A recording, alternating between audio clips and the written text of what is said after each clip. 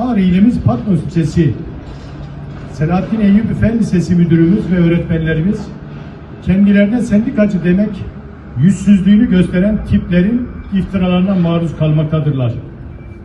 Sözde sendikal çalışma yapacağız diye okula gelen, daha doğrusu okulu basan, kendilerine sendikal faaliyet için zorluk çıkarılmamasına bilakis randevu verilmesine rağmen randevu saatinde gelmedikleri gibi ders saatinde öğrencilerin ve öğretmenlerin sınıfta oldukları esnada sendikal çalışma adı altında müdüründen öğretmenine, öğrencisinden pansiyondaki yemeğe kadar her konuda kendilerini iftira ve saldırı malzemesi çıkaran sözde sendikacı, özde müfterici, yalancılar karşısında eğitimciler yalnız değildir.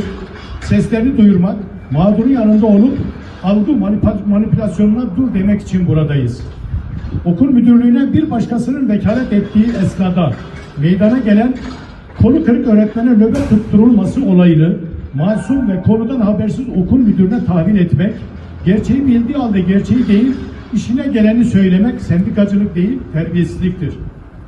Okul aşçısının olmadığı, eğitim öğretimin başladığı ilk günlerde eşiyle birlikte öğrencilere yemek pişirip dağıtan okul müdürüne evinizde kuru lavaş yiyorsunuz sözlerini söylediği iftirasını atmak, okul müdürümüzün karma voleybola yasak getirdiği iddiası gerçek dışı bir başka iftira örneği olup sözde sendikacıların toplum duyarlılığı değil, hastalıklı zihinlerin ürettiği hezeyanların dışa vurumudur. Olay yaşandığı gün 25 Kasım günü okulun her yıl düzenlemiş olduğu Öğretmenler Günü etkinliğinin sözde sendika temsilcisine ifade edilerek 14.30'da okulda sendikal faaliyetlerini yapabilecekleri kendilerine söylenmiş olmasına rağmen verilen randevu saatine riayet edilmemesini 13.30'da da dersin başlama saatinde zorla sendikal faaliyet yapmak istemeleri sendikacılık kisvesi altında çalışma ortamını bozacak provokasyona teşne güdülerle okula ayak bastıklarının göstergesidir. Kendini bilmez, izledikleri ucuz TV dizilerinden hareketle okulda racon kesmeye kalkışan taşra kabadayısı müsveddelerinin bağırtılarının arkalarına ağa babalarını almakta gösterdikleri aceleciliği ve aralarında medya organlarında yer aldığı ağa babalarının hemen gösterdiği desteğin sebebi suçlarını, kabahatlerini, densizliklerini, terbiyesizliklerini örtmek telaşıdır.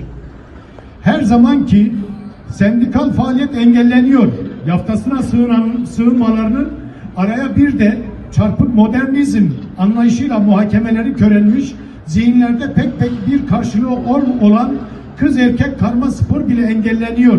İftirası eklemelerinin sebebi de ithamlarının ve suçlamalarının temelsiz, mesnetsiz ve gerçeklik dışı karşısında kendi karakterleri kadar zayıf olduğunun bilincinde olmalarıdır.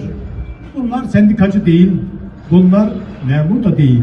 Bunlar zorba, yalancı, müfteri, eğitimci ve sendikacı diye geçinen kaba saba, adap bilmez, ahlaki, mesleki ve sendikal yetersizliklerini ve yoksunluklarını baskıyla, tehditle, iftirayla, manipülasyonla kapamaya çalışan sıradan vasat tiplerdir.